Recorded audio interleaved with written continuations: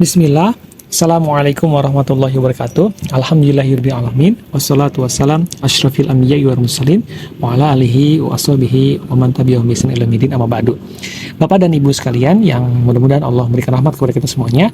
Alhamdulillah kita kembali lagi kepada pembahasan fikih ibadah yang kita sudah menjelaskan tentang rukun sholat dan sudah kita bahas 4 rukun yang pertama, mulai dari niat, kemudian juga takbiratul ihram.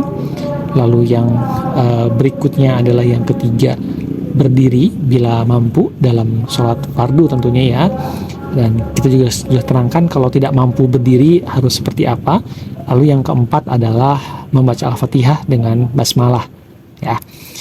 Nah kemudian kita akan melanjutkan lagi pembahasannya dari rukun sholat yang kelima. Baik, ini yang kemarin ya. Adapun rukun sholat yang kelima adalah ruku ya.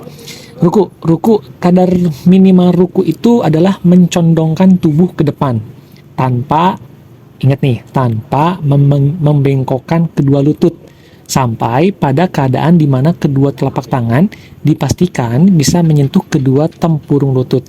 Nah ini penting ya Bapak dan Ibu sekalian ya, karena kadang-kadang kita melihat ada orang-orang yang dia ruku betul sih, tubuhnya condong ke depan, tapi lututnya itu dibengkokkan supaya tangannya bisa menyentuh tempurung lutut.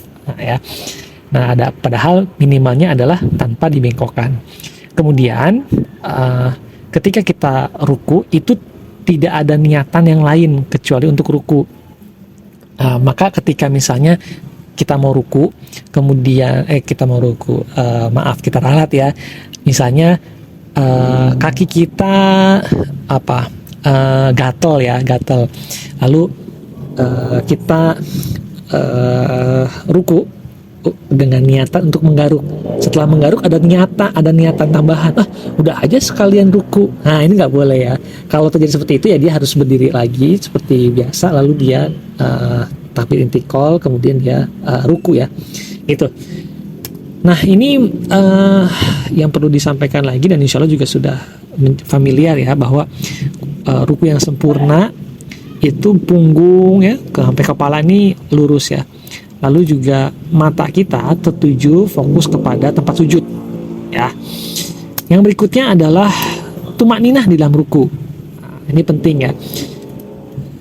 Apa sih tumakninah? Yang dimaksud adalah tenang dan menetap anggota tubuhnya. Jadi kita nggak terburu-buru nih dari berdiri, lalu kita takbir intikal, Allahu Akbar ya, bertakbir, lalu kita ruku, itu tenang dulu tubuh kita, nggak langsung gerasak gerusuk ya. Tenang, santai, karena itu karena tumakninah itu bagian daripada rukun sholat. Artinya kalau kita nggak tidak tumakninah, berarti ya bukan sholat namanya ya. Dan insya Allah Bapak Ibu sekalian sudah pernah mendengar ya hadisnya tentang orang yang diminta oleh Rasulullah SAW untuk mengulangi sholatnya. Ternyata setelah 3 kali mengulangi gitu ya, baru orang ini bingung apa sih salah saya gitu. Akhirnya Rasulullah SAW menyampaikan bahwa dia tidak tumakninah ya. Berikutnya setelah tumakninah di dalam ruku, maka i'tidal ya. I'tidal, berdiri tegak ya. Setelah kita tadi ruku, kita berdiri tegak kembali. Bedanya mungkin adalah kita nggak perlu bersedekap ya. Di dalam mazhab Syafi'i tidak bersedekap lagi. Kemudian juga sama seperti tadi ruku, ketika kita i'tidal itu niatnya memang i'tidal, bukan untuk yang lain. Berikutnya tentunya adalah tumakninah di dalam i'tidal. Sama pengertiannya ya, hingga tenang dan menetap anggota-anggota tubuhnya. Berikutnya rukun sholat yang ke-9 adalah sujud. Sujud 2 kali loh ya, sujudnya 2 kali nih. Dengan meletakkan, pertama yang kita letakkan adalah kening.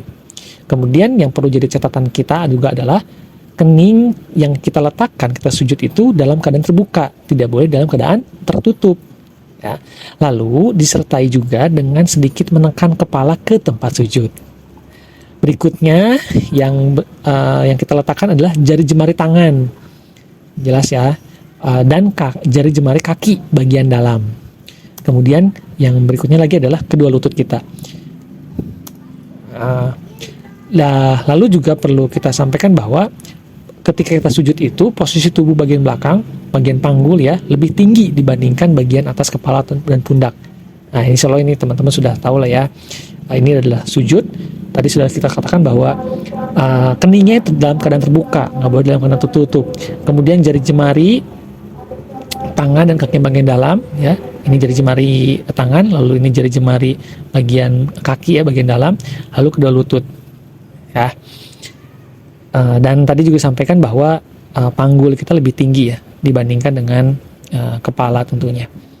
Berikutnya adalah tumaninah di dalam sujud. Sama pengertiannya seperti tadi, hingga tenang dan menetap anggota tubuhnya.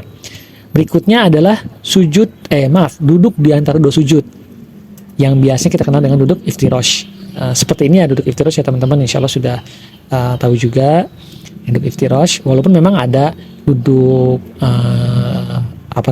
duduk selain iftirosh ya, duduk iqa gitu ya, tapi memang yang dikuatkan dalam mazhab Syafi'i adalah duduk iftirosh.